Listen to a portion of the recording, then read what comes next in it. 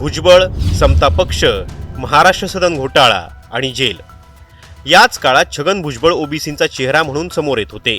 समता दलाच्या माध्यमातून भुजबळ राष्ट्रीय पातळीवर ओबीसीचे नेते म्हणून गाजू लागले। राष्ट्रवादीत राहून भुजबळांचं बळ देश पातळीवर दिसत होतं आणि त्यातच एका घोटाळ्याचं संकट त्यांच्या मागे लागलं आणि तो होता दिल्लीत उभारलेल्या महाराष्ट्र सदनाच्या कामातील घोटाळा। भुजबळ गजाआड गेले, कित्येक महिने ते जेलमध्ये होते आणि तिथूनच भुजबळांचं ओबीसी मधील नेतृत्व कमी करण्याचे प्रयत्न झाल्याचं बोललं गेलं। जरांगे आले आणि भुजबळ पुन्हा ताकदवान झाले। अंतरवलीत मनोज जरांगेच्या उपोषणात पोलिसांनी लाठीचार्ज केला। त्यानंतर जरांगेंनी राज्यभर मराठा आरक्षणासाठी रान उठवलं। फडणवीसांविरोधात ते उघडपणे बोलू लागले आणि त्यावेळी त्याला उत्तर देण्यासाठी ओबीसी चेहरा म्हणून समोर आले छगन भुजबळ।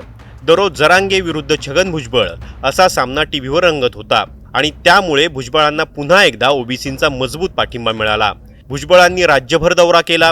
लाखोंची गर्दी या सभांना होत होती। एवढंच काय, भुजबळांच्या समर्थनासाठी राज्यातल्या सगळ्याच ओबीसी नेत्यांनी एकजूट केली आणि त्यासाठी सभाही घेतल्या।